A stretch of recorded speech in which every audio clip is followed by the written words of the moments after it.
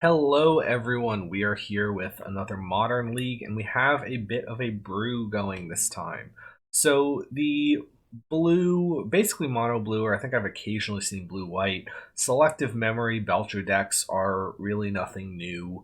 These have been around for a little while. I was thinking about decks in this space though, and I had the idea that adding black could potentially do a few interesting things. One is that Beseech the Mirror becomes available, which is an extra 4 copies of either of our combo pieces, Selective Memory or Belcher. The other main thing that adding black does, well, it does give us some fatal pushes as early removal, but it lets us add grief. And if we add grief, one of the dual face lands is Malakir Rebirth. So we can build a grief scam package into Selective Memory Belcher for fairly minor effort.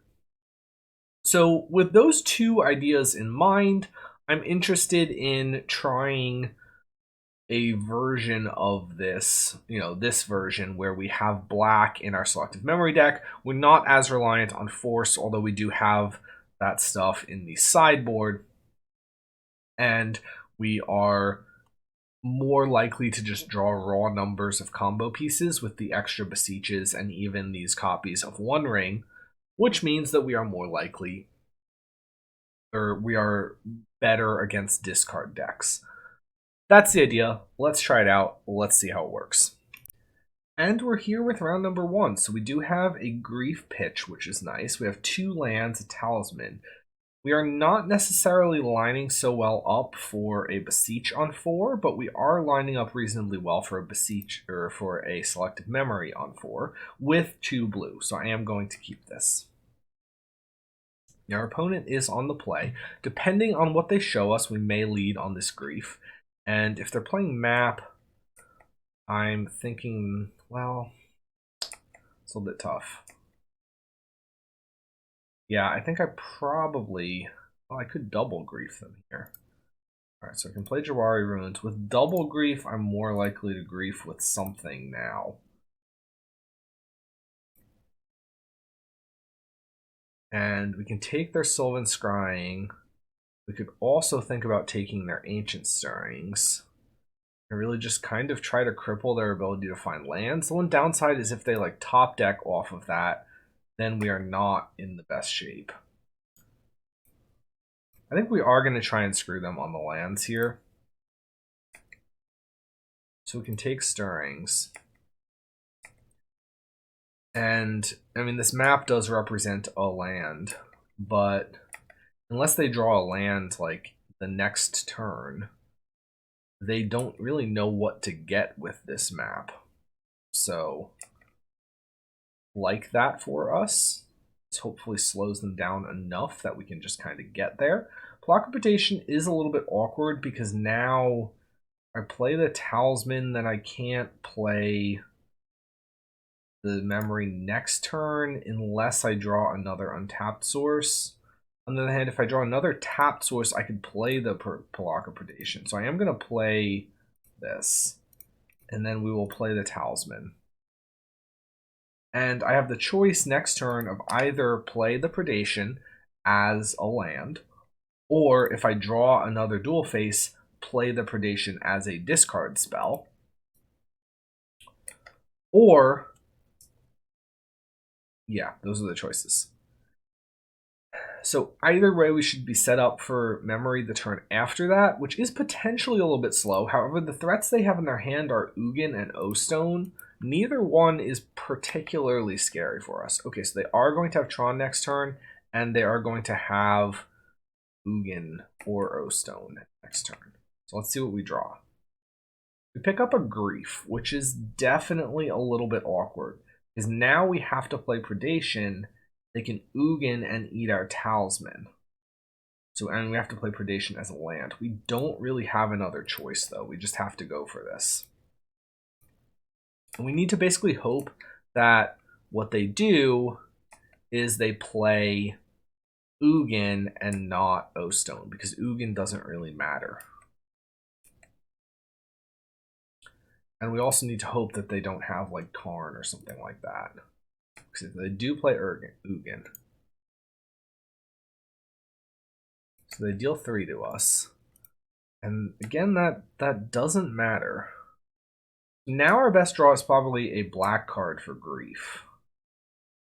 Pentad Prism is not it. But I am just going to go for the Selective Memory here. It's not really like we have any other choice. The O-Stone doesn't matter. Karn could potentially be bad if they were to draw Karn. I think they would have played it if they had it, though. And now we experience the bad part of Selective Memory, where we need to click every single one of these cards.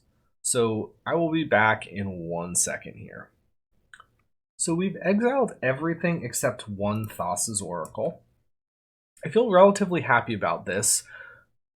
Karn doesn't, I mean, Karn would be the big concern. Big Karn blowing up our lands isn't the biggest problem because we would still have a blue and a black, and we could use this Pentad Prism to filter into double blue.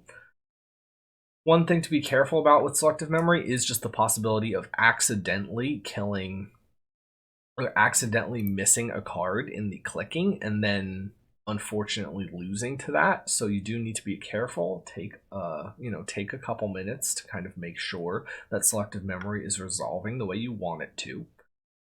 I was thinking that it could be interesting to have some sort of multi-draw card other than the Ring in this deck, which could potentially open up some slightly larger or slightly more protected piles at the end of a selected memory.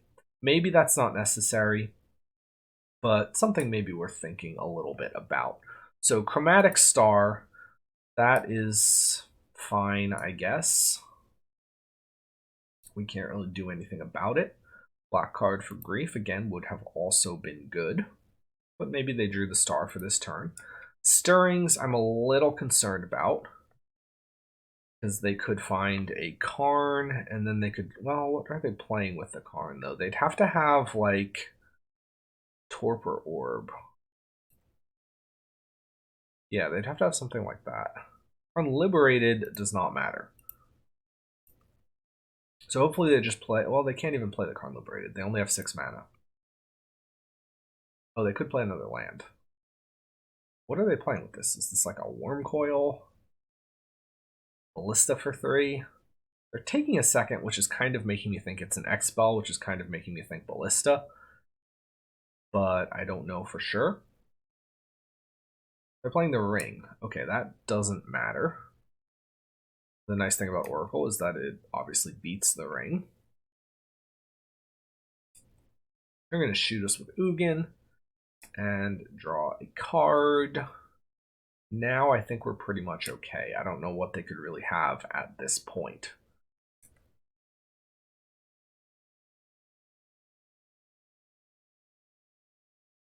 So to green, oh wait, they do have another land drop. No, 3 mana. Yeah, I mean, I don't know what they could have here. Maybe they're trying to like hold up a Warping Whale. That doesn't matter. Maybe they're just trying to bluff something because they didn't play the O-Stone. Not that the O-Stone would do anything for them here. But we'll just play an Oracle. And we should be good. Guess they could have Endurance green card in main deck Tron. That seems unlikely. We pick up the win. So cards I am not as interested in against Tron. The Ring, especially against Karn. I'm more interested in Force of Negation. I'm more interested in Pact of Negation even. I'm more interested in Subtlety and potentially Echoing Truth. We definitely don't need Fatal Push. Stern Scolding, no. We could bring in this extra Echoing Truth. Jace can be okay, but can also be slow. I'm probably not as into Jace. I don't know if we need all of the pacts. We need both Echoing Truth. I think I'd rather try and fight things on the stack. Subtlety. I mean, it's good against Planeswalkers, so that's nice. On the draw, we can maybe cut a land, and maybe we cut like a Preordained. Actually, I don't know if I want to risk the land. I think I maybe, they're not really discarding us or anything. I think I'd maybe just rather cut the Preordained. This deck is definitely still a rough draft, so the list is very subject to change. This hand does have a lot of stopping power between Grief and Force of Negation, but we do only have one land. So I'm thinking this is probably a little bit too risky, especially also given that well, no, we'd have Beseech, but yeah, we need to basically draw runner, black sources. I think that it's just far too likely that we end up just dead in the water with this hand. If this pact was something like maybe a second land or a Pentad Prism, I'd be more interested. This is better. So we have 3 lands. Really, yeah, we have 3 lands, Pentad Prism. So we are in a position where we could play a turn 3 Belcher or Selective Memory. I'm going to get rid of one of these Agadeems, and then turn 1 we play the Jawari, and then turn 2 probably the Agadeem and then Pentad, and then we go from there. The Seagate could potentially be Force Food, depending on how things go. Could have thought about countering that. I don't know that I necessarily want to give up my land unless I have to. So Ruins, sure. But yeah, we do have turn 2 Pentad. They play Saga, so that means they're not going to have a turn 3 Tron, which I like a lot. So we'll get another Tron piece on their end step here, though. So we can play Agadeem, paying life, and then play this Pentad Prism. And now next turn we are set up for a Beseech. Could also play this Malakir Rebirth. And then the next turn we have Talisman plus the 2 black lands to make a second blue. We could try to go for Beseech into a Selective Memory and then just leave 1 Oracle. And then we have Force up for defense on their turn. Now we do need to think about what sort of hate card they could have off of this Urza's Saga. Needle doesn't really do anything to us. Not sure what else that they could have that would be relevant. Okay, so they do have a map here. I'm okay with just letting this happen, I think.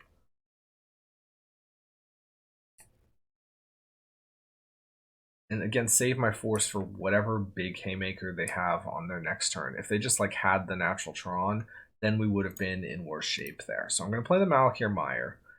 And we Beseech here. And the question is, what do we get? Do we get a Belcher? Or do we get a Selective Memory? Now, Belcher loses to Karn. It has to sit and play a turn. I don't like either of those things. Selective Memory, we can stop Big Karn with Force. So we can stop Big Karn with Force. Next turn we can Talisman, play our Oracle. So yeah, I think well, the only concern is if they have sort of mill-based thing with Saga, I don't think they could. Yeah, they're not like playing Codex Shredder or Shriekhorn or something like that. And they could definitely Needle Belcher.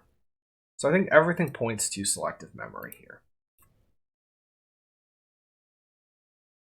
Also, depending on what they do, if we don't need to Force, but they do play something that messes with the artifacts, then we can Seagate and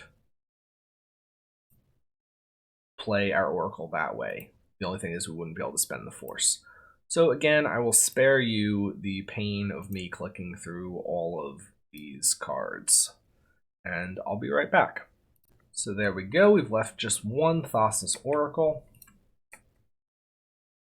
And we can see what our opponent does on their turn. Presumably it will involve fetching an Urza's Power Plant with this Expedition map on end step. And then trying to play some sort of thing that will keep us from winning on our turn.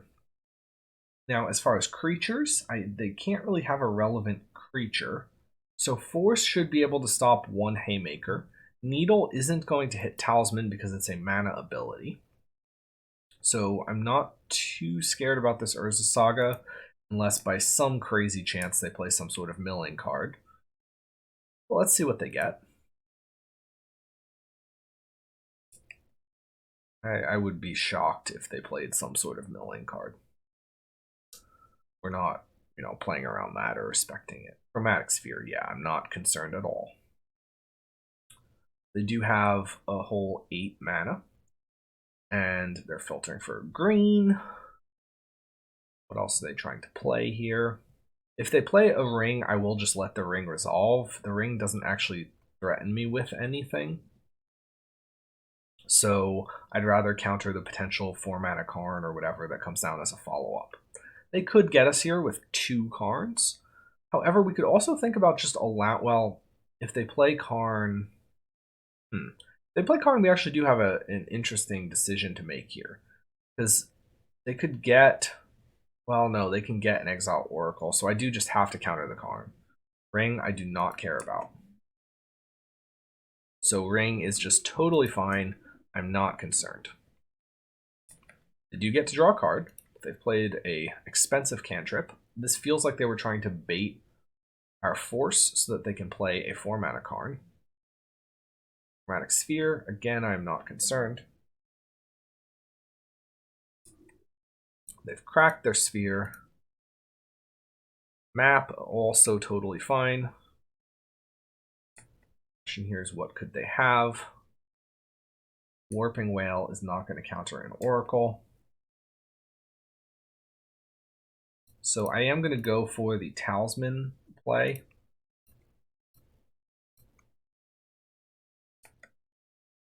And the game is over. So we win the first round with a nice 2-0 over Tron. That felt pretty strong. Selective memory is absolutely terrible to click through. But other than that, let's go to the next one. And we quickly found our next round match. So our opening hand, we have a bunch of lands, we have a Pentad Prism, and we have a Goblin Charbelcher. This hand will have... No, it won't. Although if we draw an untapped land, this hand will have... No, it'll be on turn 5. So we don't have a turn for Belcher plus activate. But I think this is still definitely a keep. I can play like turn 1 Jawari, one of the Jawari or Malakir. If we draw a Grief, we do have the ability to Grief Scam on turn 2.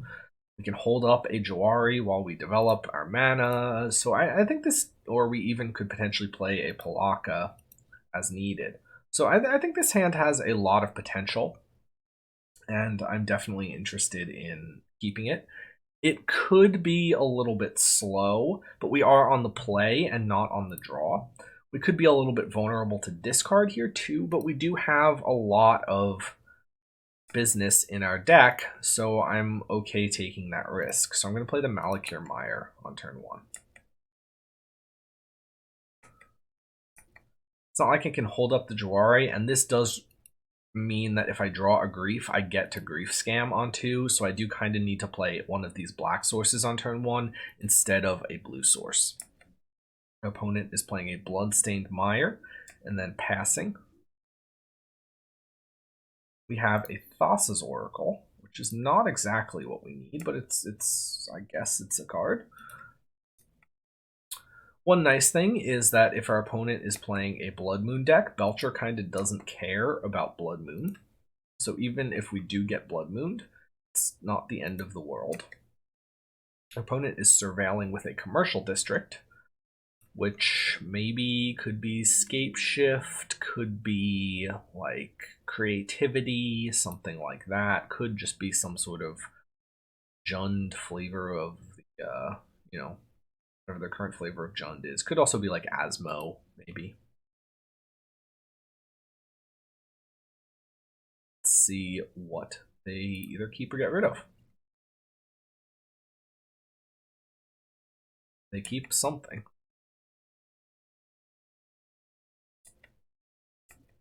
Now, a commercial district deck could certainly be playing Haywire Might, so I'm a little bit leery about playing out this Belcher and just leaving it there. Okay, so our opponent is on Creativity. That's what Bitter Reunion says. They dump an Archon of Cruelty. They could certainly have Persist, which would be bad. We don't really have another option besides playing this Pentad Prism, though. I mean, I can hold up the Jawari Disruption, but if I could still use the Jawari Disruption if I had to off of this Pentad Prism. So I'm okay essentially risking this Pentad Prism to potentially have a Jawari Disruption up next turn. Depending on what they do on their next turn, we could use this Blocker Predation maybe, or maybe we play this Belcher. We can see. We will have 5 mana unless we draw an untapped mana source. We could, something to maybe think about is including a couple more untapped sources, even if they are not blue or black. So some sort of off-color untapped dual-faced card. Or even potentially just actually splashing into another color. But let's see what they do. So, I mean, if they just go for a Persist or something like that now, then I will Jawari Disruption it. If they go, I guess, like, the least threatening thing would probably be something like Land and Fable of the Mirror Breaker. But I do potentially get put into a spot next turn where I need to consider, do I want to play this Palaka Predation or do I want to play the Belcher? And that's not the easiest choice. If I draw an untapped land, I think there's a strong case to be made for play Rebirth, play Predation, hold up Jawari if I need it, and then next turn I can play and activate the Belcher in the same turn. There's also real benefit in getting the Belcher down if they're playing the white version with like Silence. Maybe I can get Belcher in under a Silence and then I don't need to play another spell. Our opponent is definitely in the tank though.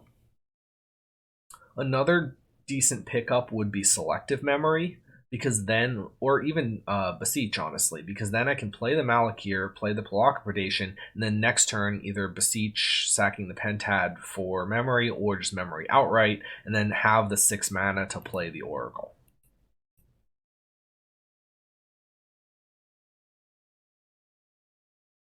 These are all different options that we can consider.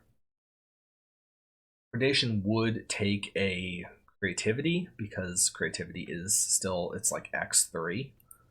So that's not a huge concern. They do have Thoughtseize, which is definitely a little bit annoying. Probably they will take our Belcher, but let's see what they do. Maybe they take the Jawari Disruption if they have a Persist. That would be interesting.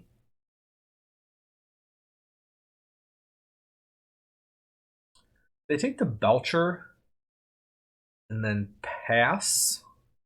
They could think about maybe trying to play around the Jawari next turn. We do get to know what's up with the Palaka, though. We do also just, we're still preserving the chance of just drawing a Grief and being able to scam them. So we do still have a Malakir in hand.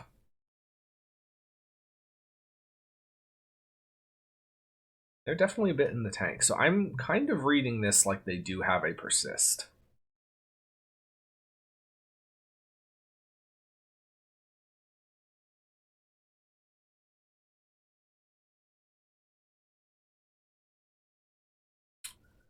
But, you know, we can see how it shakes out. 5 cards in hand is kind of a lot. They can't fetch a dwarf yet with this because they only have the 2 other lands. Yeah, I'm putting them on Persist in hand. Maybe they have like Persist, Creativity, another land or 2, and like a Lightning Bolt. Maybe they don't have both. I don't know.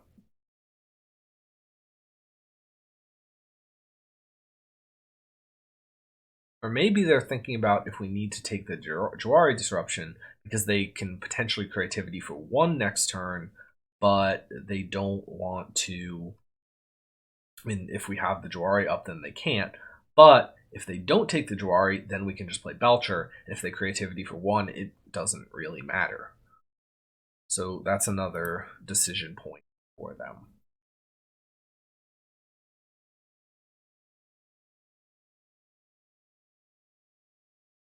I feel like we're definitely getting good use of our lands out of as interactive spells in this game, so that's something. Our opponent really is taking their time. Maybe we will we'll come back to this in a second once they've made a decision. Okay, so they've taken our Belcher, and now it looks like they are passing. So we need to try to top deck something good. Seagate is not great. I mean, it could be worse. I'm going to go for the Malakir prediction.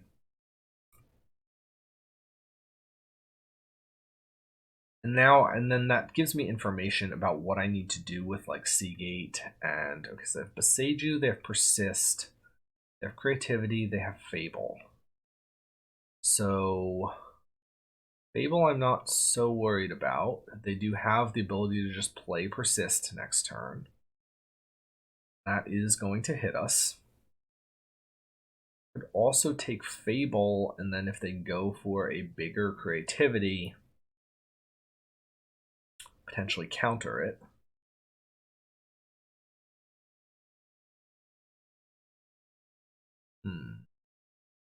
It's definitely interesting. I think I am most likely. Well, they could also Boseiju our Pentad Prism, which would really be it. They could do that right now, actually. I am not liking our position in this game. Having the Boseiju is actually pretty rough because it turns off a lot of our top decks. I'm going to get rid of the Fable. No. Yeah, I'm going to get rid of the Fable. They don't really. And then I'm going to play the Malakir Rebirth. So the idea here is if they Boseiju our Pentad, then, well, oh yeah, we're just kind of in trouble there. So they could Beseech our Pentad. Oh, they didn't. Okay, it's a little strange. Think about that, and then that means that they obviously persist back and then swing with their guy. So that hits us for 5, 6, 7, 8, 9, 10, 11. We would be taking 9 the next turn, or 8 the next turn. That would put us to 1. We'd have to play the Seagate tapped, and we'd have to. Yeah, I don't know about that. I mean, here as is, they're hitting us for 11 or whatever, but they have more damage, and they definitely should have bolted us, even if they didn't Boseiju. So maybe if they really wanted to get the Scryland, then they should have bolted us. Question here though is, are they going to go for the Creativity? No, they should certainly go for the Persist. Yes. Okay. So we can't do anything about this. I mean, we could pay 1, but they have enough extra that it doesn't do it. What don't I need? Well, I actually probably don't need the Jawari Disruption at this point. And they could Boseiju us now, but then they wouldn't get to attack with it. So I'm assuming they don't Boseiju the Pentad so that they can attack with the Archon. We ditch the Jawari. That means that, well, if I keep Seagate, then either Belcher or Beseech are live top decks. If I keep Oracle, then either Beseech or Selective Memory are live top decks. The Jawari is going to go either way. Because one Belcher is already gone and no Selective Memories are gone, I actually have slightly higher odds if I keep Oracle, which is a little bit weird, but I think that is actually just the correct play.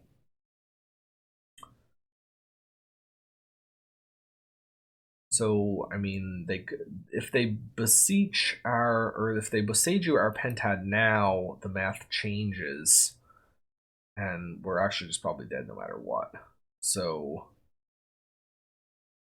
but no, they're going for the haste with their Archon. And they have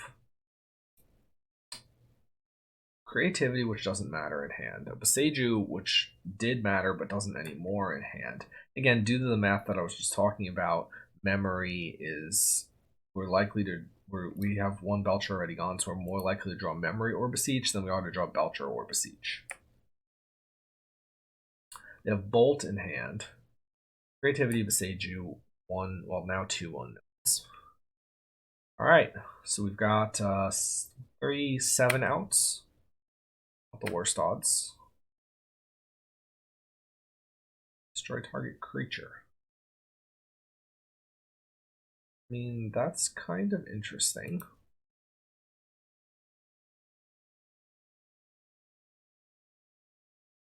Definitely kind of interesting. I mean, we get to try here. I'm going to wait and do this in their beginning of combat. Maybe they'll continue to not blow up our Pentad Prism. They're going to bolt us to 5, sure. And hit us with the Dwarf. And, I mean, we definitely are dead if they, like, creativity the Dwarf away after this.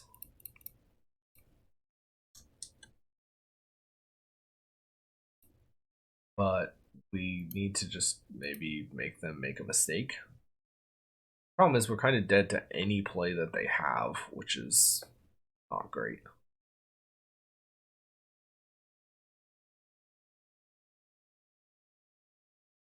Dwarf hits us to 4, and then they creativity it, and then we lose our Oracle, and now we can't win same turn next turn.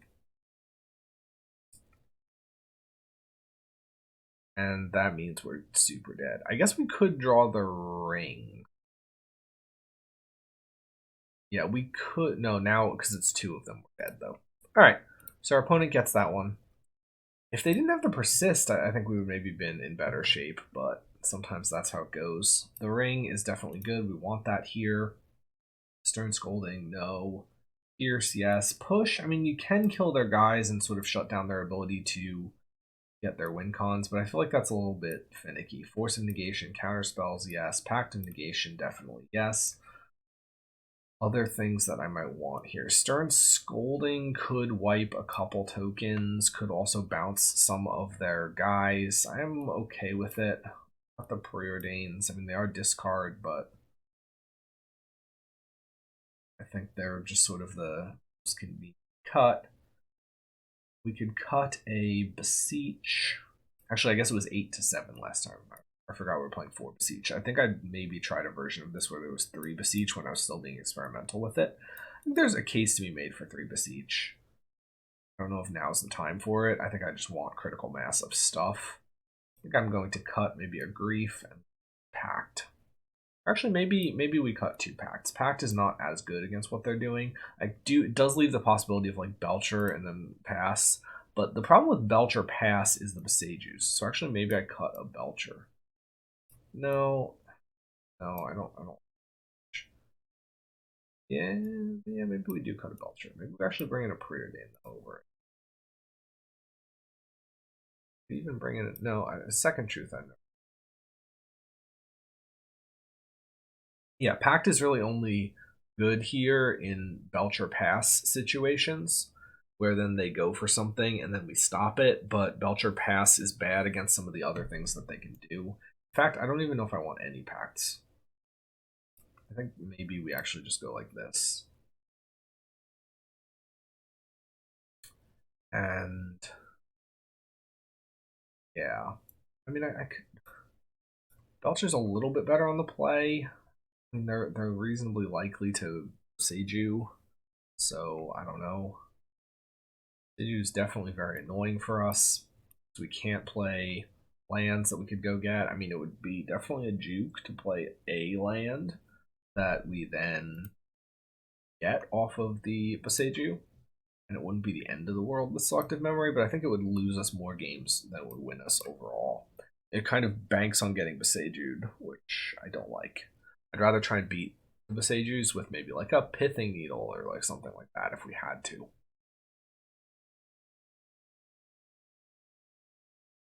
Subtlety, I mean, they could have like Ren, but I'm not so interested in that in this matchup.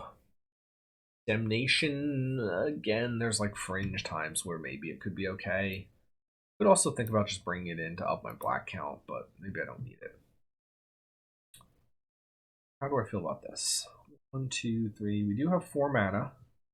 We just have a turn 4 Selective Memory. I mean, it's okay. I'm going to keep it. I don't love it.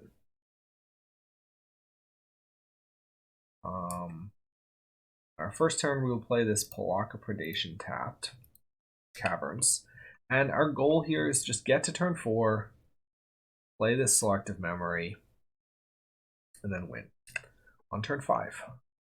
Sometimes they're not the slowest. We do have, or they're not the fastest. We do have this Echoing Truth to potentially buy a turn. Thinking turn 2, I probably play Seagate, hold up 2, including a blue, so that we can Jawari. If they mill a good target with this, I will definitely do that. If they don't, then I'm not as likely to. I may just play this Jawari tapped. Get the tap lands out of the way.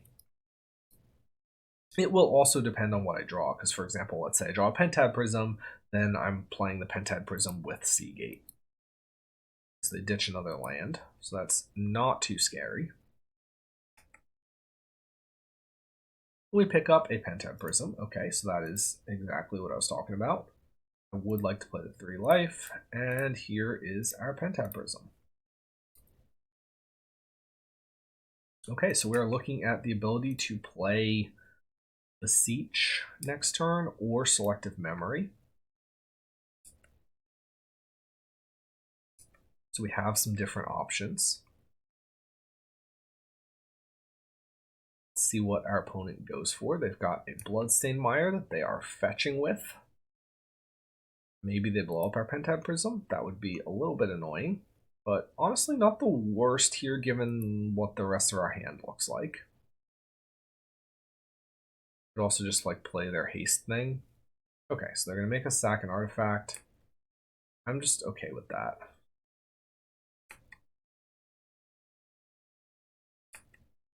So if we win this one, I'm even lower on Belcher than I was due to... I'm going to play Jawari here because I am probably going to go for a Selective Memory line, and I'm going to need the double blue for Oracle. So I'm even lower. With this amount of artifact destruction, I'm much more into Selective Memory than I am into, what's it called, Belcher.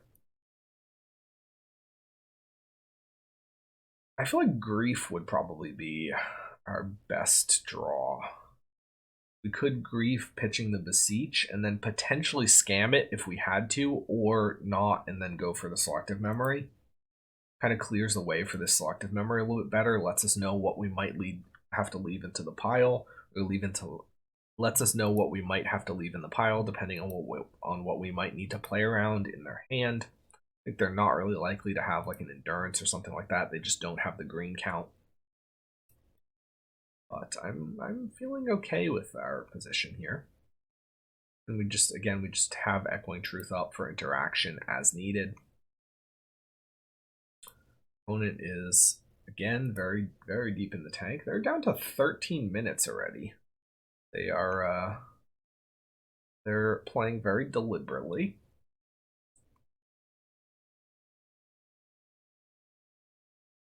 Malakir unfortunately doesn't really do anything. Oh, they hardcast, or they play a Beseech as their land. Interesting. Ren and 6. Ren and 6 doesn't really do anything. Yes, they get to hit their land drops, but if they have extra lands in their hand, I don't care.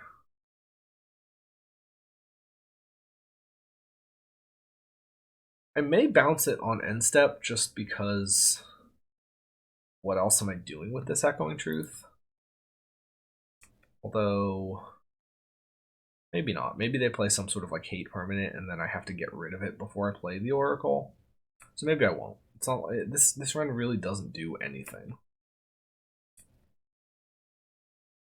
Oh, and we pick up an Oracle, so that's really nice.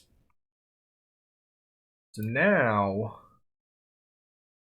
we have some interesting options. We can play, so assuming that they blow up one of our blue lands next turn, we could play another blue, we could play a, what's it called? So we're playing something. We could get another Seagate, and then that would mean that if they blow up a blue land with like a Beseiju, or, well, they could double Beseiju us, and that would actually kill us. Let me think about that a little bit. So, all right, I'm going to do some clicking. I will be back in 1 second. Okay, so what I've ended up doing is I had the choice to either leave Pentad plus a Seagate and play around like double Beseiju or something like that, or I leave an Oracle, play around like a Thoughtseize, and if they have a Beseiju, then I lose. Given how they played a Beseiju, they used a Ren 6, they picked up a land. I'm reading this as them having like a bolt or something like that. So given that my line that plays around double Beseiju doesn't play around bolt, I'm more interested in playing around discard, because I think if I play around double Beseiju and then they have the discard, they get me. Potentially they also get me if they have removal. So I'm gonna try this. We could also have left a counterspell and then beaten something like Endurance. But again, I think they're just not that likely to have that.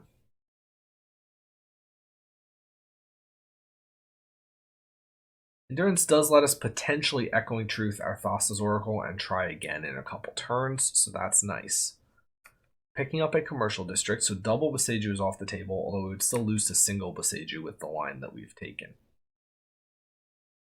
Now the question is, what do they have in their hand? Just passing. That's strange. I don't think there's a world where... Yeah, they're not playing the white version, so they're not going to upkeep Silence me. I'm not sure what they could even have here. An Endurance? Actually, Endurance doesn't even matter, though, because there's just 2 cards. They'd have to have Endurance plus removal. Oh, they do have the Beseiju. Alright, well, that's going to get us.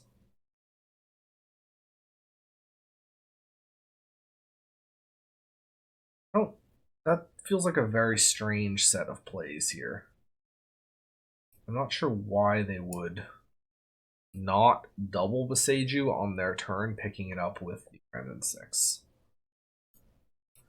Alright, so, I mean, we had to choose what we could beat there, and we chose wrong. It felt like they're playing the Beseiju, the long tank before the Beseiju. I read that as they really didn't want to play this Beseiju, but then felt like they had to in order to continue to develop their mana. I did not read that as like a confident playing of the Beseiju, like someone who maybe has another Beseiju would do. But, you know, so we had to pick, we picked wrong, and they got us for that. Unfortunate. All right, on to the next. Okay, so next round, we win the die roll. We have a decent hand here. We can turn 1 Palaka, turn 2 Seagate, and then Pentad, and then Belcher. We have some Selective Memories as backup. We also have this Talisman if something goes a little bit weird with the mana. So turn 1 Palaka Caverns. Yes.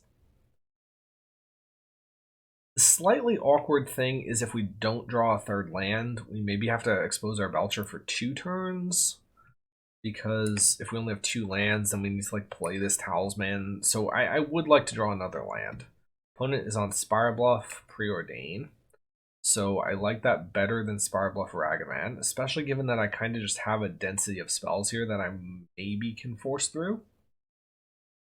Or hopefully force through. They go top, bottom. Now I'm a little bit more interested in playing this Talisman. in order to try and get it in under a counterspell, but actually, no, the thing is, if they deploy a threat next turn, I do want to be able to get a Belcher into play. So I am just okay playing this Pentad Prism, and then we'll see what they do. I could play this Talisman next turn as like bait if they just, yeah, if they just play Land Pass, I'm almost certainly just going to play this Talisman. And Plaka is a decent pickup as well. Let's just develop another land. So then we'd have 5/6 mana.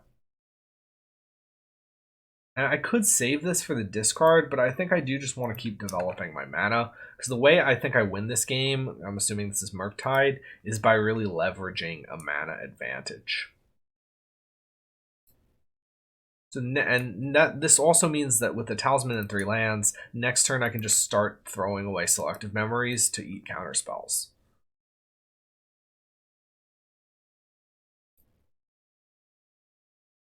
And even if we don't plan on winning in one turn with the Selective Memory, we could build a pile that's like a whole bunch of counters and discard, and then 1 Oracle. And just sort of try to grind them out to get to our Oracle. Now they're casting Expressive Iteration, which means that they're going to be tapped off of Counterspell mana. So they could have a Force of Negation, but I think I'm very likely to jam the... Oh, Electro Dominance. What? That's a very interesting card. That's a very interesting card. Alright, so... Malakir Rebirth. So now I have some choices. So I could go for a Grief if I think they're a combo deck that could potentially kill me next turn. Ooh, yeah, so if I think they can kill me next turn, I then basically need to go for the Grief. If I don't think they can kill me next turn... Oh, this is maybe Electrodominance Living End. This is Living End. No, there's it, Rhinos. Either way, Rhinos doesn't kill me. Living End doesn't... If it's Living End, they don't have any cards in their graveyard. So I'm going to just play this Belcher. Depending on what happens to it, if it gets Force of Negation, that will maybe change what I do with this Malakir Rebirth. I think I'm just playing this Malakir Meyer, whatever. This does mean that next turn I am potentially set up to Belcher and activate if our Belcher somehow meets an unfortunate fate.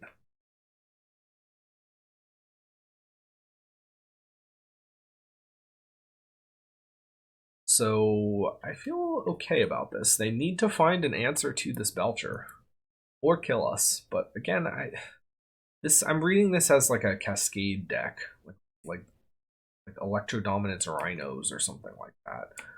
This I'm reading as Tidebinder. The question is, all right, I think I play a Pentad. And then we just pass, and we go for end step Belcher.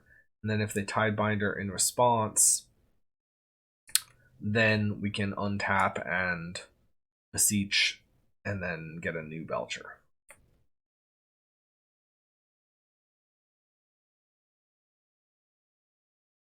And if they do something like lethal or severely threatening, then we just get to try our Belcher. And if they happen to Tidebinder, then so be it. They would have gotten us anyway with it. Okay, or they just don't have it. All right. Well, we get there. Against something playing Electro Dominance and then control cards. Again, yeah, I am reading this as like maybe some sort of Cascade deck. But let's see. So I think I am interested in Force of Negations. I think I'm not interested in Fatal Push. Stern Scolding, they could have Tidebinder, but I don't really see evidence of it yet, so I'm not as into that. Pact of Negation, yeah, I think they're likely playing Counter Magic. One Ring could be okay. I think I need a slightly higher black card count as well post board. I need more black cards in my sideboard. Subtlety, not as convinced by that. I can do a Jace over an Oracle. Potentially I can like let a Jace sit out there. How about the business? I think red, they're more likely to bring in some artifact removal. I don't mind cutting a Belcher, trying to pivot a little bit more to the selective memory plan. And we can just cut a Preordained because we don't know what else to cut. So we can go like this. And let's see where this takes us.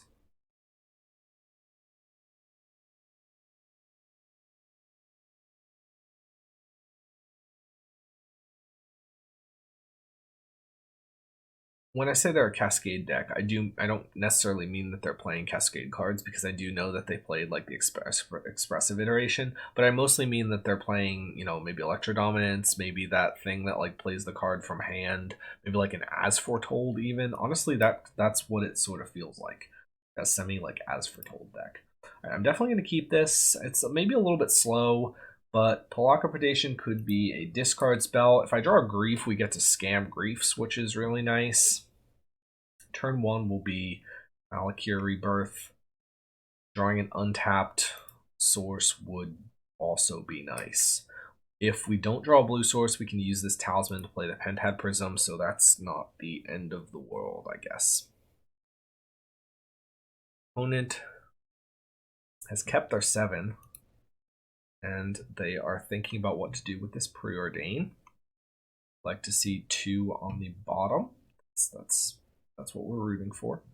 So again, we're looking at like a turn 3 Talisman plus Pentad. That does put us with 6 mana. If we draw an untapped source, that can potentially be a turn 4 Belcher plus Activate, which is nice. Spell Pierce is strong, but not really what we need right now. 7 does. I accidentally hit 7 instead of 6 to yield the turn. We're going to just yield the turn. So unfortunately, unless we draw an untapped source, we can't play Talisman and then hold up Spell Pierce next turn. So that potentially messes us up a little bit. But having this Spell Pierce is nice. It may help us like resolve a Belcher or something like that. Blood Crypt. Profane Tutor. Okay. Interesting. The Electro Dominancing out a Profane Tutor? That's not clear to me. Alright, so we do have to play another tap source, but I will play the blue tap source to get the mixed colors of mana into play. So Profane Tutor is ticking down. I am pretty happy I have the Spell Pierce. Next turn. Oh wait, yeah, I counted my mana wrong earlier. I was assuming that we had an untapped source in there when we didn't. Talisman. Alright, so I'm going to go for Talisman. There's going to be the question of, do they counter this? They do not. I think the Grief Scam play is probably less likely, like drawing Grief and scamming it, is less likely than me wanting to play this Malakir Predation. So I'm going to play Mire and hold up Spell Pierce.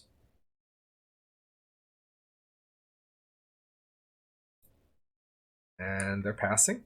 So then there's going to be the interesting question of, what do they get with... Oh, they're doing something on end step.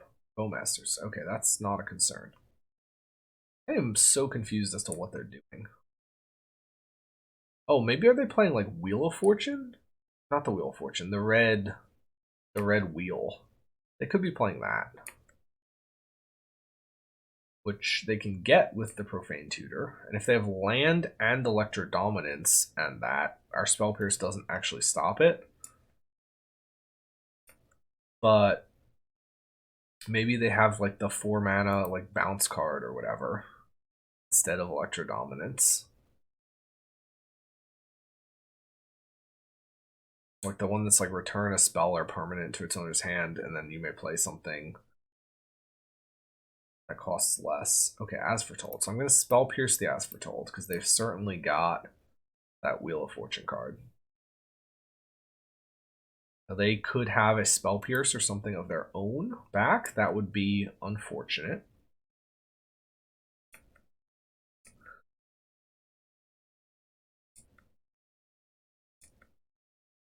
We draw Selective Memory. That is interesting. So if we play, we could play Talisman Predation. That doesn't really do anything. We could play Pentad Prism Talisman. And if we do that, then how much mana would we have? We'd have 4, 5, 6, 7 mana. And then actually 8 mana. So we would have the ability to Belcher plus activate. We play Selective Memory and then pass, like an Oracle on top of our deck. Do we die if we don't, like let's say they have another As Foretold, right? So do we need to potentially Malakir Predation them for the chance at surviving? So that's a wheel, so that would be a draw 7. So it would deal 7 damage to us from the wheel. We'd be at 9. They'd have 8, 9 power in play. We would be actually dead if they had another As Foretold or the Lord of the Rings spell. But are we in a position where we can beat that? I mean, I think they certainly have the... Yeah, I think they certainly have the card that could also just like beseech for a fatal push the Bowmasters. Bit of a weird play, but honestly, or actually even the Hagra Mauling. I don't hate that. And then just like play Predation tapped. We do have to sack our Talisman, but I mean, kind of gets rid of half of their quote unquote combo.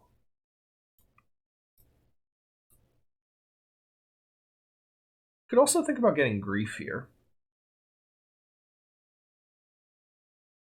I think I'm going to get the Hagra Mauling.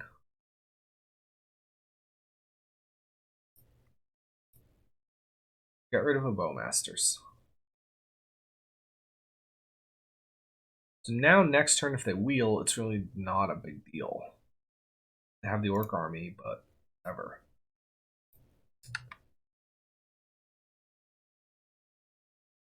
I think I like that better than trying to stop their ability to wheel in the first place. So now they do need to find like either another Bowmasters or like a Narset, but Narset sets them back a turn. They can't really do anything with that in one turn. Do I play the Ring?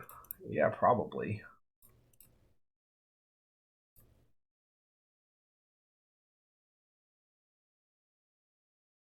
They can maybe counter it, but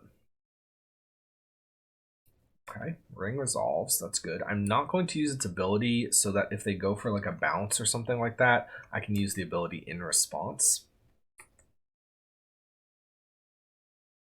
I would have liked to draw another land. It's feeling like the Lord of the Rings bounce. Actually, using it in response doesn't make sense. Okay, so that's going to be fine. We're going to get wheeled. Oh, that's rhinos? I was expecting all of this like wheel. Maybe they just also have rhinos. I was expecting all of this like wheel Bowmasters Narset stuff. I mean, the Ring is protecting us for the turn here, so that is nice.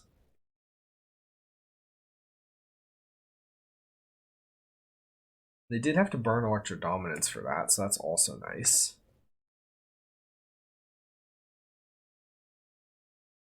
Ideally, I find some sort of permission with the Ring here. I'm going to go for the Ring.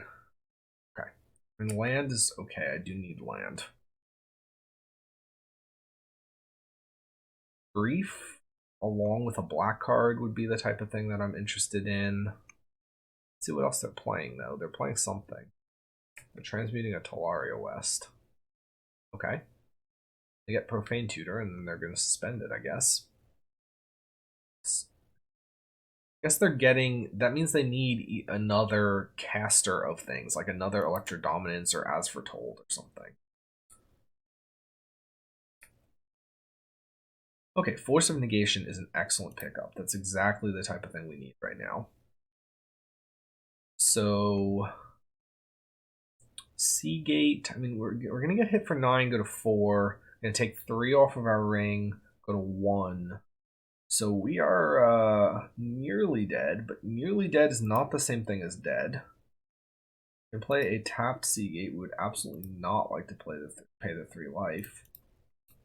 And I think we're just going to play a Belcher and then hold up Force of Negation. And, you know, it puts the question to them of, like, you know, can you kill us through a Force?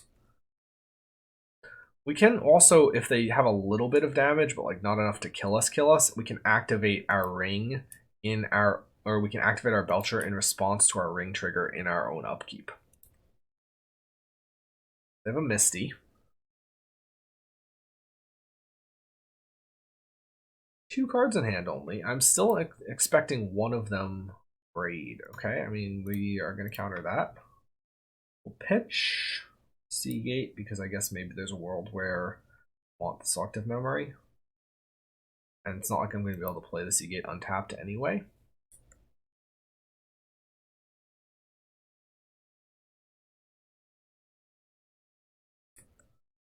Alright, so they hit us for 9.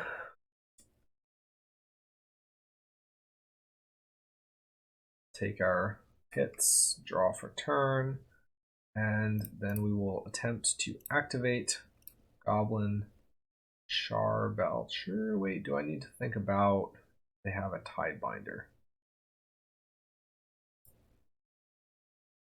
I think I can't play around it.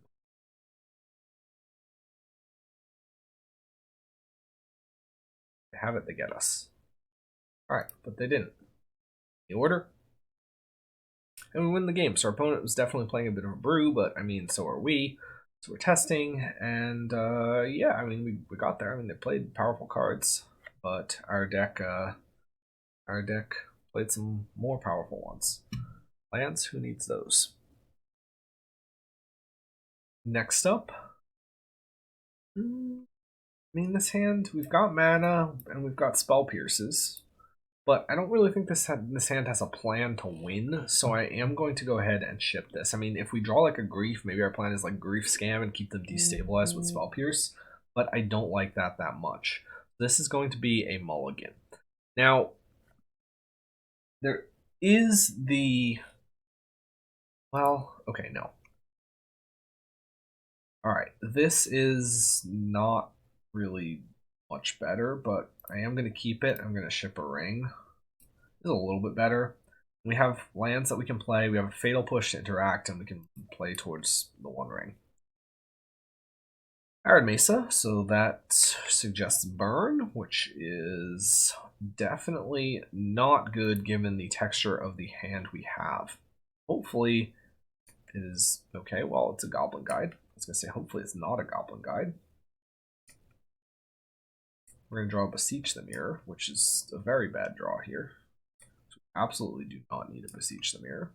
The thing is, we could play the tapped Agadeem's, or we could play the Agadeem's Awakening untapped to kill the Goblin Guide, taking 3 damage to essentially save 2 damage. I think I'd rather play the tap land, although there is a chance...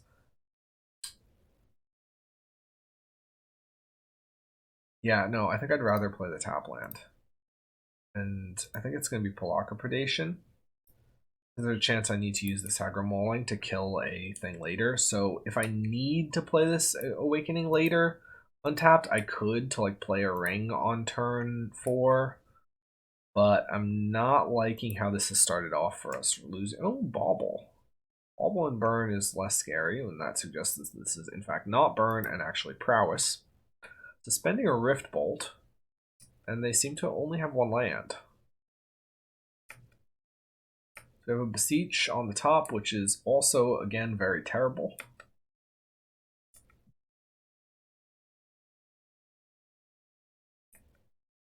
Okay. They're bobbling us. I'm going to play a tapped Jawari.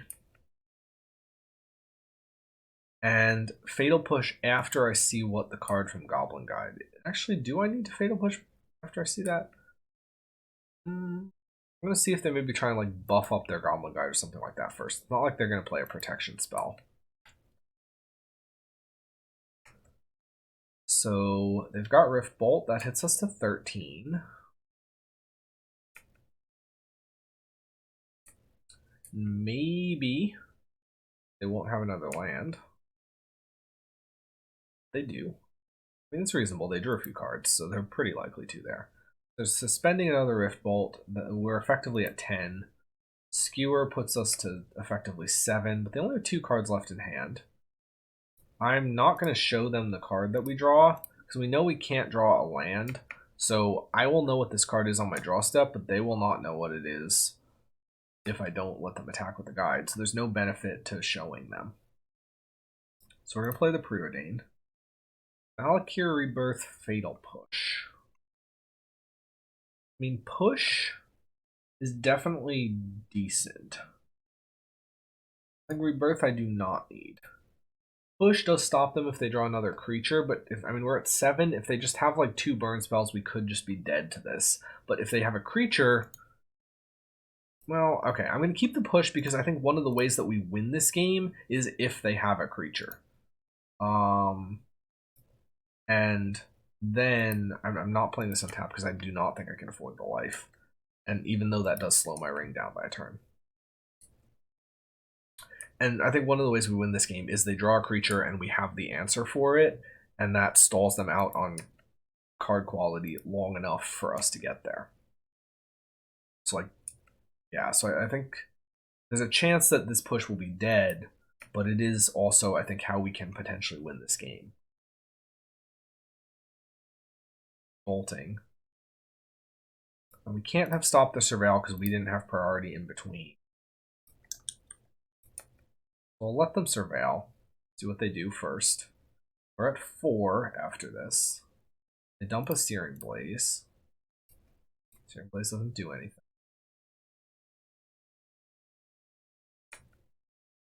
Being at 4 is definitely bad, but they only have 0 cards in hand, so we have a chance.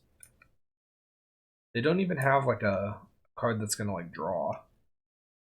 We'll play the Predation because it's maybe possible that like we need to play this Hagra Mauling to kill a creature.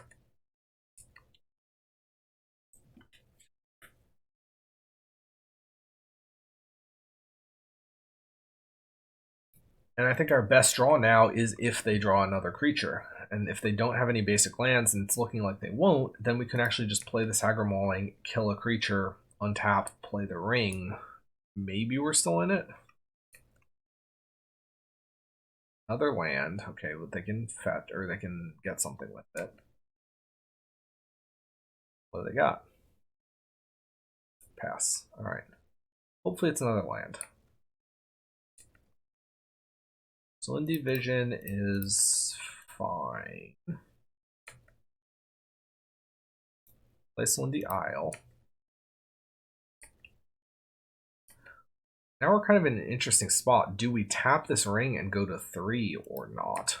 It's risky.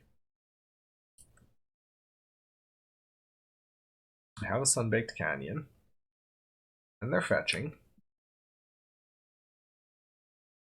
We could also just pass and then draw a card and then potentially beseech away the ring to something else. Yeah, I think we cannot go to.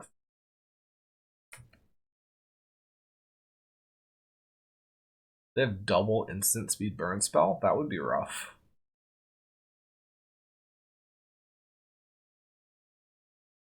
Ooh, they have Boros Charm. So we can draw and hope we find Spell Pierce. That's our only line. That is not Spell Pierce. All right. Well, I mean, we actually made that a closer game than I think it maybe should have been, but Burn does get us here.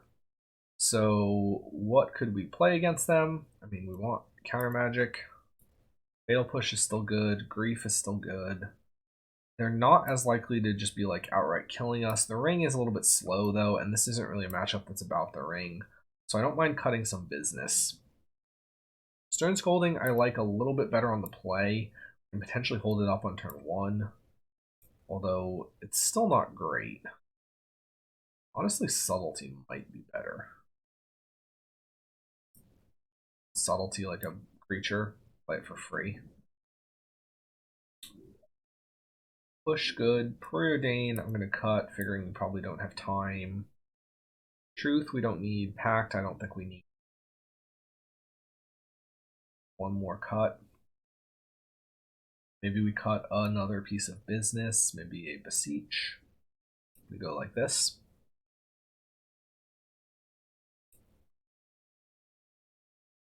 This is... I mean, if we draw a blue card, a blue land, I think this hand is decent. So we have removal and then into like Pentad into Belcher. But I think it just doesn't do enough at the moment. This hand is probably worse. But I think we maybe have to keep it. Because I don't really know what we're doing if we're not keeping this. I think we ditch the Hagramauling. Yeah, we ditch the Hagramauling. Turn 1, we're going to play Agadeems. Tapped.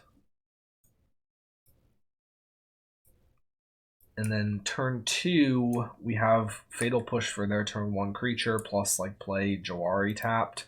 We're just trying to develop our mana to 4, while making sure we have at least 2 blue for a potential Selective Memory into Oracle. We don't have an artifact for... Okay, Swift Spear. We don't have an artifact for Beseech, and we don't have the 3 black for Beseech, but Belcher and Selective Memory are both good draws. They're hitting us with the Swift Spear. Pierce is, then after we push on 2, we can pierce, maybe some other play that they have. I don't think it's worth taking 3 damage to pierce with the Seagate here.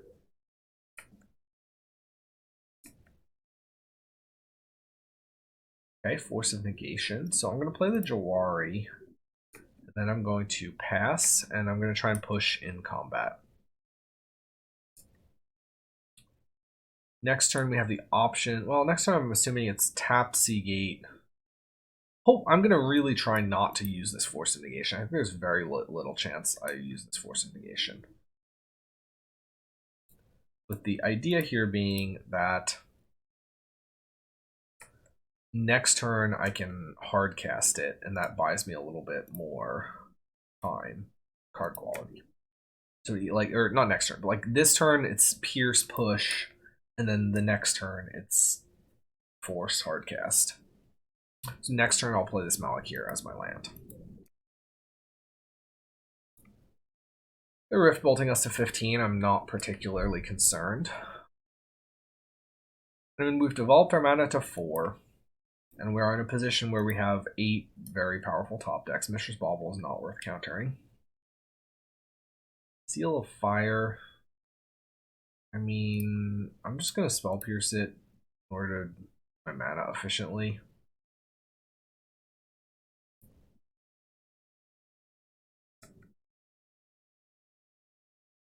Because I'm figuring I'm holding up Force next turn, so I'm not necessarily going to have the opportunity to Spell Pierce again. So I'd just like to use it on something. I don't have the Force or the push now, so that's a little bit awkward. And Grief is kind of a decent draw. I mean, I do actually get to Grief scam them here. If I want. It comes at the expense of my Fatal Push. Do they have a suspended Rift Bolt? No, they don't. The alternative is I play Rebirth.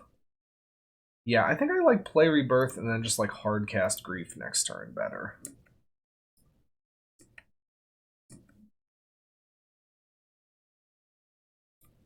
I don't feel like I need to actually scam them. Still just have 1 land. Spending a Rift Bolt, okay. And we draw Belcher, so I mean, that is pretty powerful. So I could Grief Pitch Push, take, any sort of like disenchant that they have, and then play Belcher. I think that's what I want to do here. This Skullcrack, Roiling Vortex, Skewer, Bolt, Bolt. So none of these cards matter. guess I'm just going to take a bolt because that's the most generically strong. So they are in top deck a 1 mana artifact removal spell or bust. This puts us to 12, but I'm not really sure what else they could have here.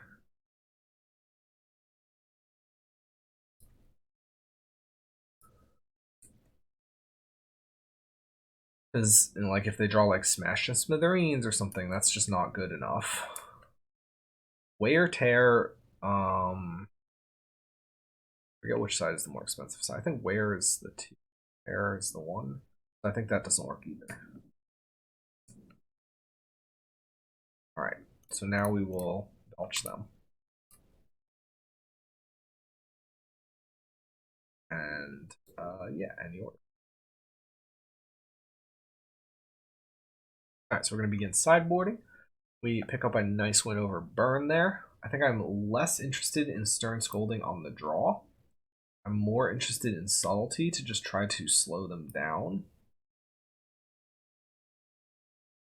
And Pact, I mean, I don't love Pact. The Ring is really not at its best here. I think we just go like this. I could maybe think about cutting a tap land, or like, but what would I even put in? Maybe a Pact?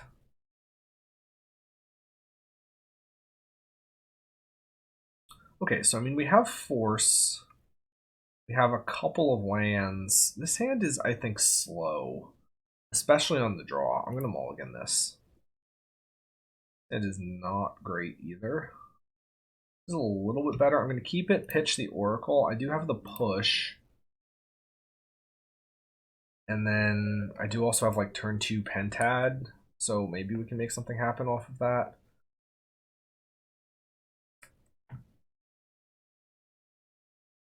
We draw another blue card, we have Force maybe.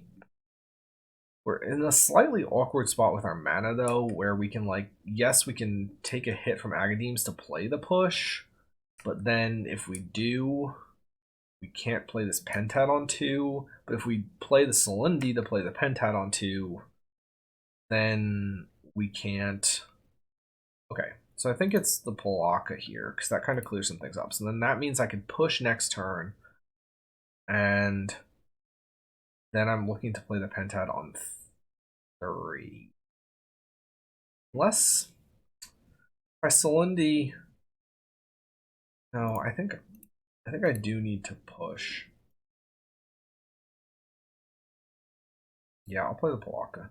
This also means that if I have to, I can force pitch Solindy, push, play the Agadeems, and then hope to draw a Pentad or a blue source in the next couple of turns in order to play the Pentad more efficiently. We also don't have to then pitch our Selective to force because that's our current win con. I think it's unlikely that this Monastery Swift Spear deals 3 extra damage to us from being alive this turn, although maybe. They have a Swift Spear, so I mean that's something. They could have like Bolt or something.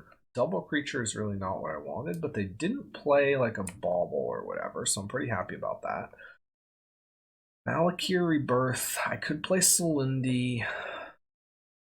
This is kind of tough. So Solindy does let me play a better Pentad next turn. But it means that if I need to force, I'm going to need to pitch my Selective Memory, which I don't like.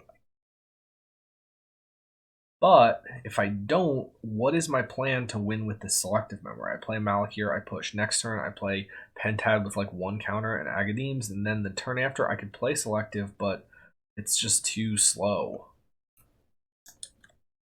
I'm gonna play. I think I'm gonna play this Lundy Isle and just try to speed up more with this Pentad. And if I have to pitch with the Force, then maybe I top deck another thing.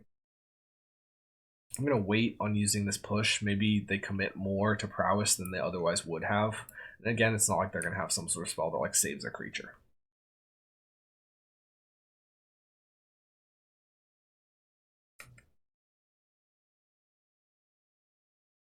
They have Sunbaked Canyon. Playing a Bolt. I mean, we're taking a chunk here.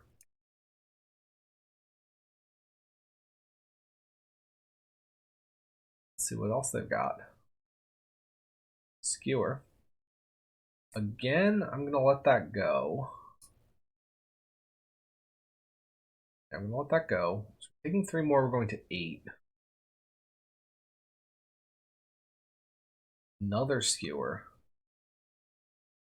So if we take this, so a few things. One is that I'm going to push one of these Swift Spears. The other is that this would be, so I'd be taking 7 going to 4, or take 4 go to 7. I think I actually am going to force this. I do not want to go to 4. Feels a little too risky with like Swift Spear plus 1 burn spell killing us. Now it has to be like 2 burn spells. It's still not good, but it's better. Play Mire, play Pentad. We really needed a better draw than Talisman of Dominance there. I think it's very likely that we're dead. Basically, our only hope is like next turn we draw like, oh, even having 2 cards plus a Swift Spear is very scary. Okay, they're drawing, so that's good. I think we need like push off the top and then like Beseech. And that still is maybe not enough, because if they have another burn spell, it still kills us because we're going to 6 here. And they have a suspended Rift Bolt.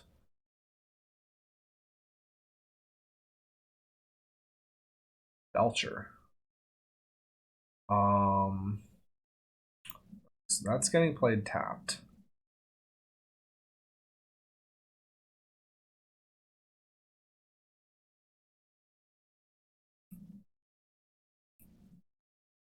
Problem is, this is just 5 damage, so I need them to have like land. Yeah, they need to have actual nothing. But I mean, we don't have any other play. We needed the Belcher next turn, and we needed some sort of interaction this turn. Yeah, I mean, we're just dead now. I think it just had to be some sort of interaction.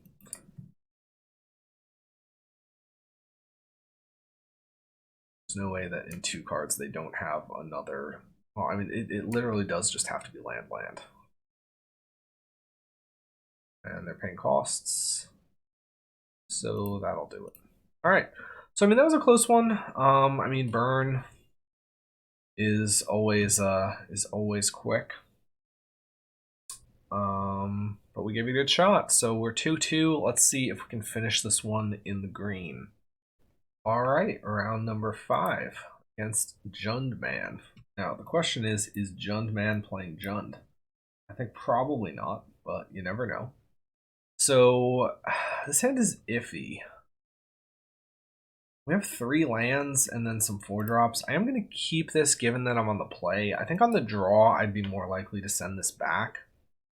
I do not love this. We're going to play a tap Jawari. Again, we're just looking to develop our mana. We could potentially play an Oracle if needed against a faster deck.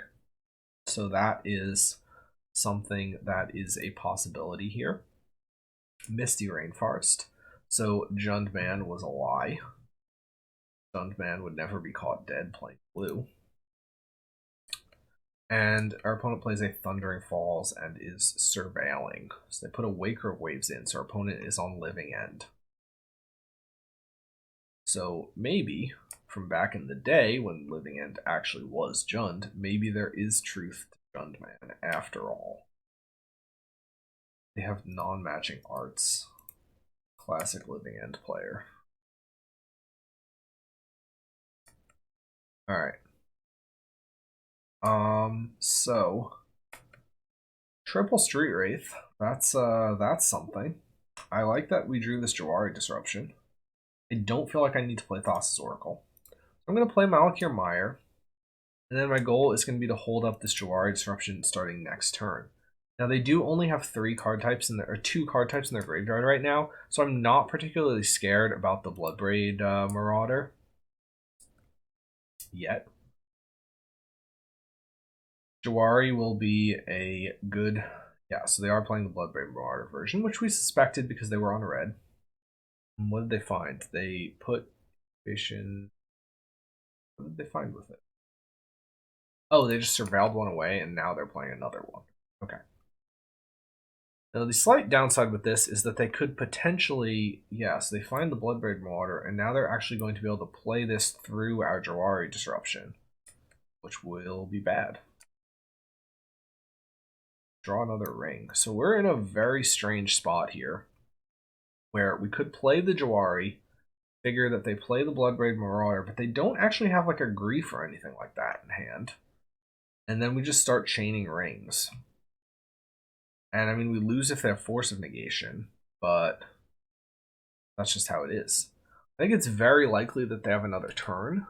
So I think I'm going to play this Jawari and just try to chain the rings. Because, or sorry, another land. Because if we play the Seagate and then they do have land Bloodbraid, break things back. Although they do actually only have oh no, they do have 4 card types? Sorcery Instinct, yeah.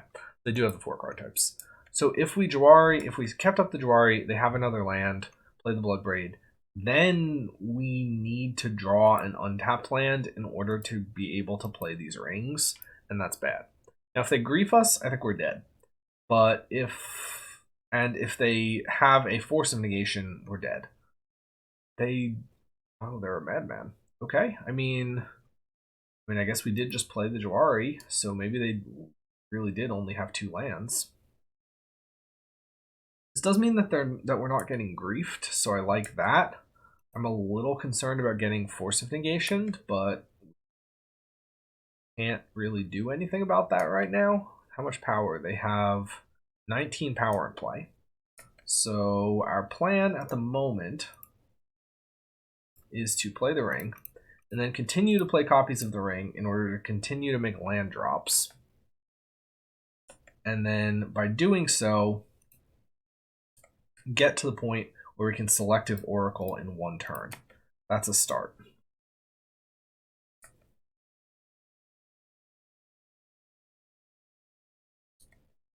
We are also now insulated against grief, which is nice. So, I mean, we're on track for potentially a very weird game here, as long as they don't end up drawing like a Force of Negation.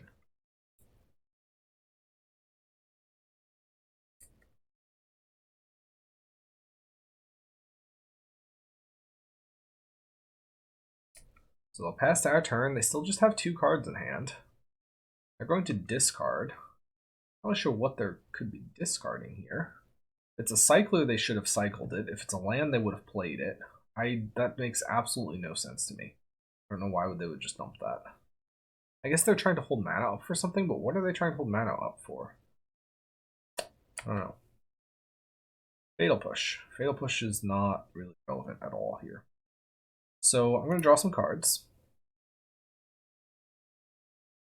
Okay, so I mean, we draw a land. And we need to resolve another ring. They could...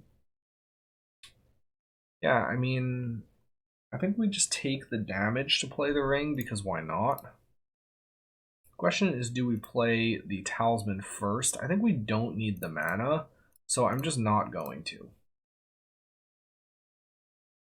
Maybe they get us with a Force Negation here. But if they don't, then that's good. Alright, so we're going to keep the... Let's keep the new ring. Not 100% sure about that. I didn't really think about it too much. There's... Well, because over 2 turns this represents 3 cards. But I also could... I mean, if I was taking 2, 3, 4, 5 from playing this untapped down to 8, and then 3 more down to 5, maybe it would have been okay, but... I don't know. I don't feel like I have to. What does our opponent have? Probably cycle something. So cycling the Glass Dust Hulk. That's fine. Cycling a Troll. Again, fine. Fatal Push doesn't really matter at all. Play this and pass. I'm thinking about potentially I'm going to use this now in case they have Tidebinder. Okay, Grief is a very good draw, because that will clear the way for us next turn. And I think I actually have a decent chance at getting there now. What are they playing with 1 blue? Maybe cycling something. Oh, Incubation, sure. Creature card and put it in hand. Yep. Troll of Khazad-dûm. Yeah, they get another mana. But, I mean, now we actually beat Force of Negation.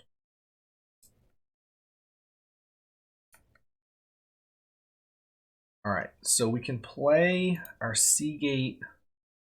Well, okay, I'm going to Grief first. So we'll pitch the Fatal Push.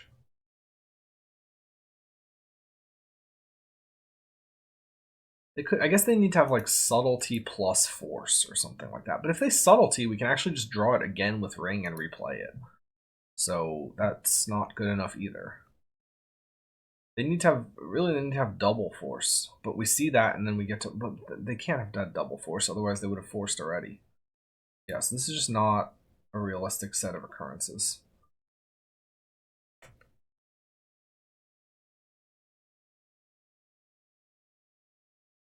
Okay, so what do they have? They have Grief, they have Living End, they have Discovery Dispersal, they have Bloodbraid Marauder, they have Press the Enemy. So turn target creature to its owner's hand. Sky Turtle doesn't matter. Discovery Dispersal is a sorcery. Press the enemy, they don't have enough mana. So, I mean, I guess I'll just take the Sky Turtle, but none of this matters.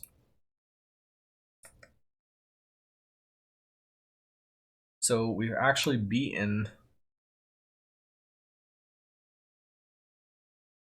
Living End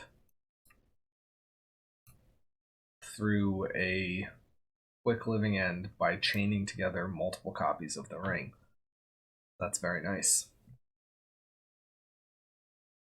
Alright, we may have to click through the selective memory. It'd be nice if they just conceded, but they probably want to see our deck, so they're probably just going to let this go. So, give me 1 second and I will click through this for you guys. So we've left a Grief and an Oracle in our deck to hide the fact that we played 2 Oracles. I thought about trying to hide the Spell Pierces in our deck, but ultimately... Well, maybe I should have taken double Spell Pierce. I just chose to hide double Oracle instead, but I think that's not as useful of information. So our opponent is waiting here a second for us to do something, presumably. And we're going to play Thassa's Oracle. And it also makes them think that, you know, we didn't have the Oracle in our hand. Maybe, I think there's value to either of the bluffs here. All right. So we pick up game number 1 over Living End. I think I definitely want Pact of Negation.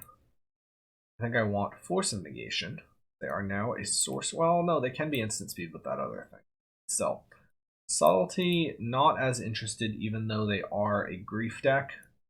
Jace is kind of okay. Damnation could actually claw us out of a weird spot, so I am going to take that. The Ring as well. Cards I don't need. Well, I guess Preordain. Fatal Push is pretty bad. What else? We're on the draw, so I maybe don't mind cutting like a Celindy Vision.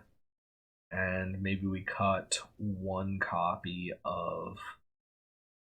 Which seems like the weakest here. Maybe Belcher can get blown up? Yeah, maybe a Belcher. Could think about cutting another land there, maybe 2, but whatever. Alright, so we have Force, we have Grief, we draw another black card, we actually have Grief Scam, which is nice. And so I think I'm definitely keeping this. We could get a little bit picked apart by Grief ourselves. So that would be unfortunate.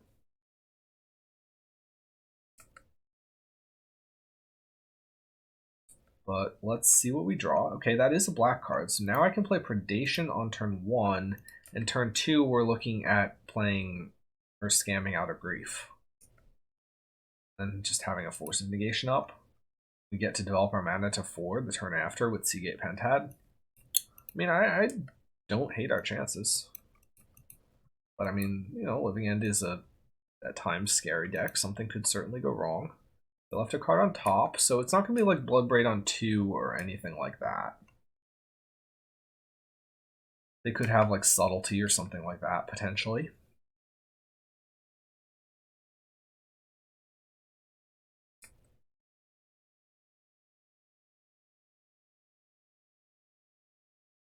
But let's see what they do with their mana.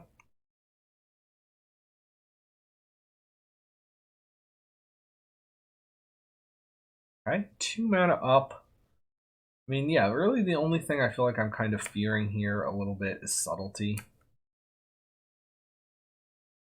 Thassa's Oracle is not the best pickup. So we will ditch the Damnation.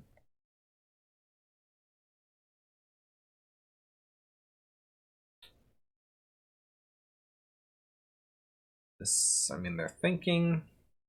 I guess maybe they're thinking about if they're going to cycle something. It does resolve, so it's no Subtlety. They have Dispute, Grief, Force, Hulk, Sky Turtle, so they can't Grief right now. Dispute would stop our Force. They have their own Force. None of this, well, Force does stop our Malakir Rebirth. So step 1 is we have to take the Force if we want to scam back the Grief. We take that, and we Malakir Rebirth our Grief. This is not a blue spell, so they cannot dispute it.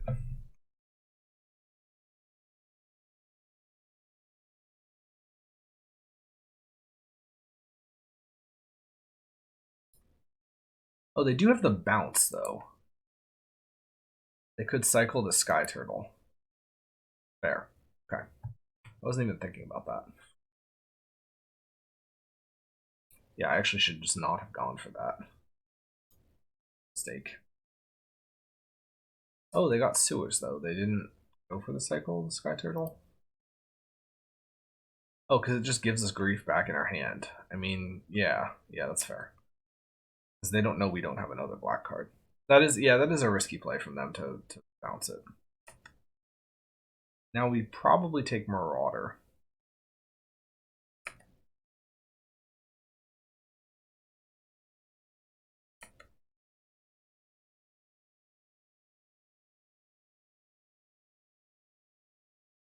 So we could take Dispute. No, I think we definitely take Marauder. Play a Seagate, pass, tapped. And then next turn we're looking at playing Pentad Prism. So they have Hulk, Dispute, Sky Turtle, Grief, and they're going to cycle the Hulk, which makes a lot of sense.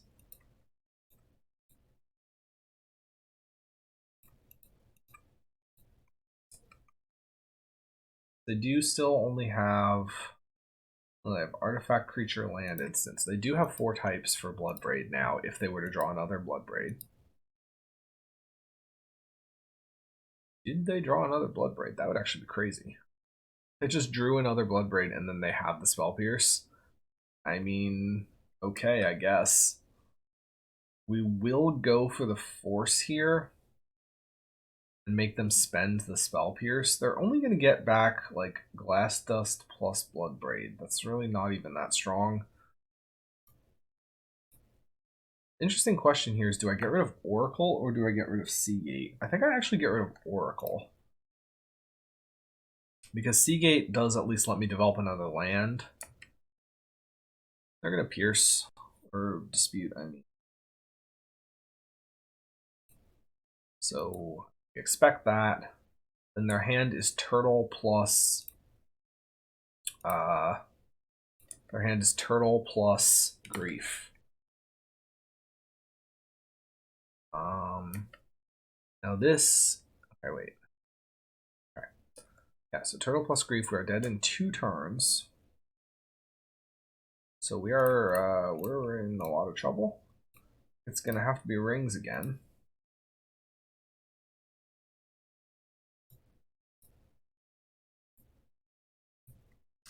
They no longer had enough card types to cascade again, which would have been. Well, they don't have to cast it, right?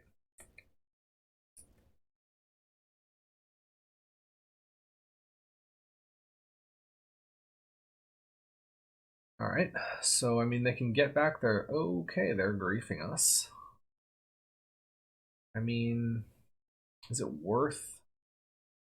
Yeah, I think we have enough top decks that can potentially win this. I'll show them the Pact of Negation. Because if we draw Beseech, we can Beseech into ring, and then try to like chain rings. If we draw, then they just have turtle in hand. And if we draw natural ring, that's good too.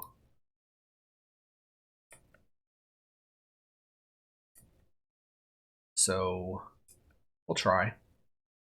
With 5 mana, Force is not going to do it. So that's the game. All right, game 3, we are on the play, which I like. That is good for us.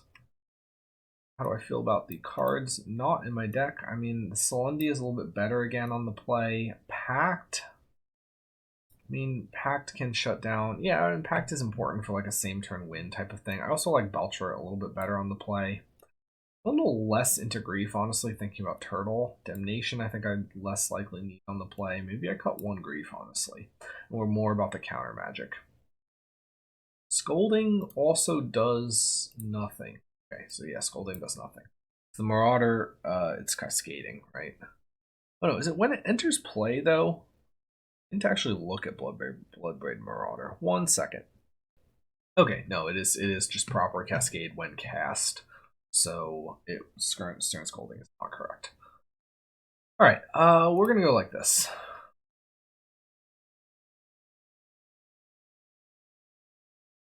So this hand is a little bit slow. I am going to keep it. We do have the potential for a turn 2. No, or starting turn 2, we just hold up Jawari until turn 4, and then we play Belcher. We dare them to do something about it. Yeah, this is okay. It could be better, but it could be worse too. And we have an interesting choice what order we play our cards in. Do we play a Palaka, or do we try and save it to discard like a Force or something on 3? I think we actually save it. I think we're going to play turn 1 tapped Seagate. Turn 2 probably untapped Agadeems, hold up Jawari, but it depends on what they do. Also depends on what we draw. I feel like our best draw would be some sort of mana acceleration and or like a Pact of Negation. Alright, so I mean they could have like a crazy sequence of things that would result in us needing to Jawari this turn. Yeah, I'm gonna play this untapped. Next turn we have the interesting decision of Palakaing or not. Will depend on what they do. I think we probably won't Palaka. So we're probably going to play the Palaka tapped this turn. Because Palaka is really only good if their card that does something is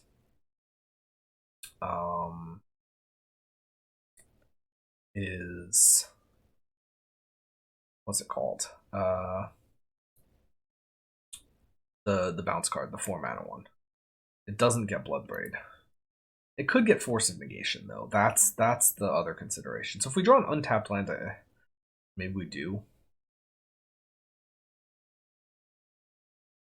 Let's see what they do. They have yet to put any creatures in the yard. Maybe their hand is a little bit slower here. Surveilling with the sewers on their main, which is interesting. Tale of the Forgotten. Okay, I mean, sure. There's a bounce spell which can bounce our Belcher. That's worth noting. And they're incubationing. I'm actually going to Jawari this. Stops them from getting like a potential Blood Braid. And just get some value out of this Jawari. So next turn, if they have like land and they got that to resolve, and they can potentially just Blood Braid in our faces, even with this Jawari in hand. So I'd really rather not let that happen if I can help it. Pentad is an interesting draw. So I'm going to play Pentad over the Palaka. Now we have the decision of, do we play Palaka or do we play Seagate? I think we actually play Palaka because I think we have enough threats that we can just start jamming threats into Force of Negation and hoping that something eventually sticks. So I don't need to spend the turn stripping it. Like, playing any of these should spend the turn stripping Force of Negation already. They have no cards in the yard, so like at best they can like cycle one thing and then Blood Braid, but yeah, no. Okay.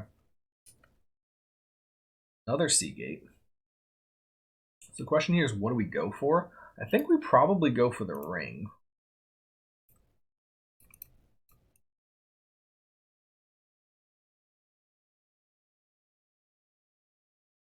Ring is, I think, the least valuable out of these three. Belcher, definitely not, because we do have the potential of Belcher and activate in the same turn next turn. I mean, if they grief us, that would be sad, but if they don't, then I otherwise feel okay about this. Mystical? Feels like Mystical Dispute or Hardcast Force. Okay, so it's Mystical Dispute, so we can't pay for that. That's okay. They have one Street Wraith in the yard. Not exactly the most inspiring collection of things to bring back via Living End at the moment.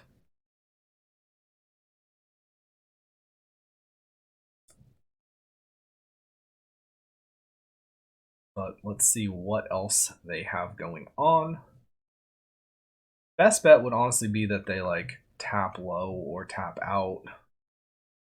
But then we can just resolve this Belcher and get them. 4 mana. They didn't leave that untapped, so I don't read that as them having the 4 mana thing.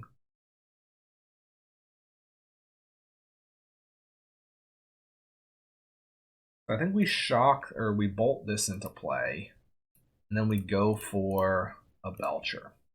And maybe they have Force Negation and they get our Belcher here. But if they don't, we can actually resolve it through a Mystical Dispute, which is nice. So if they have like another Mystical Dispute, we're okay. Doesn't mean that they can't activate it this turn, but okay, they do have Force of Negation. All right. So, I mean, we're just kind of continuing to chip away at what they might have. We didn't burn any of our Pentad counters, so Beseech does represent a lethal threat next turn. They have 3 cards in hand, so, I mean, they need to do something with them. They only have 1 card in their yard, too. It's just the Street Wraith. Another land. Deciding tapped or untapped. Go for untapped, and then make a black mana.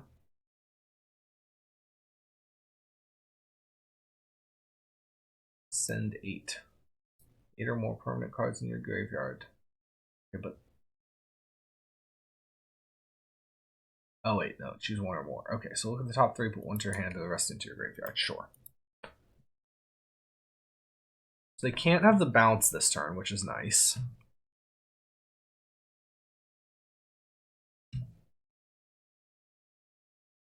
I'm a little worried if they find another counterspell off of this. They get rid of another whale and press the enemy. I read this as them having like a Blood Braid or something like that. We'll see. Best draw would be Pact, I think, assuming nothing else changes here. I would also accept like Grief or something like that. Get a card out of their hand. Even Palaka would be not the worst. We at least figure out what we're working with. We can hit a Dispute or a Force. Oracle. Oracle's also interesting. Alright, so I'm going to go black, black, black, blue. I'm going to beseech away this Pentad. Just go for it again here. Do they have another answer?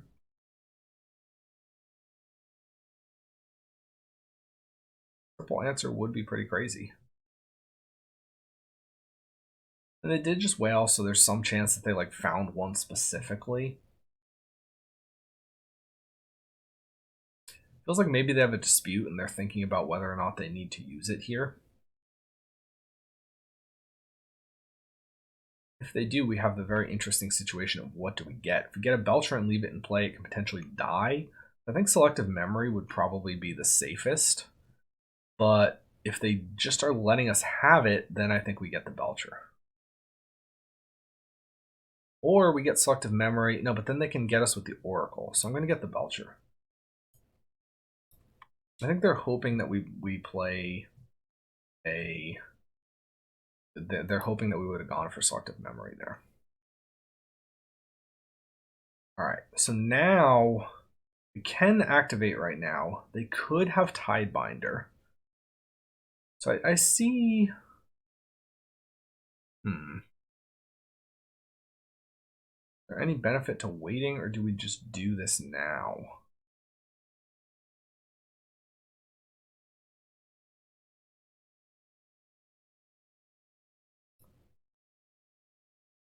I think we pass. And then we... and so they can draw one card. But then we can go for like an end step. Oh, I guess end step activation doesn't do anything to us. Now I will go for it. They don't have counters. Or they don't have like Trick Bind or whatever, I mean. I guess they could have like Nimble Obstructionist. No, that's 3. I think we just get it here. So they're hopefully going to pick up a nice win over Living End and end this at a 3-2. Yes, we do. So I'll see you guys in the postgame.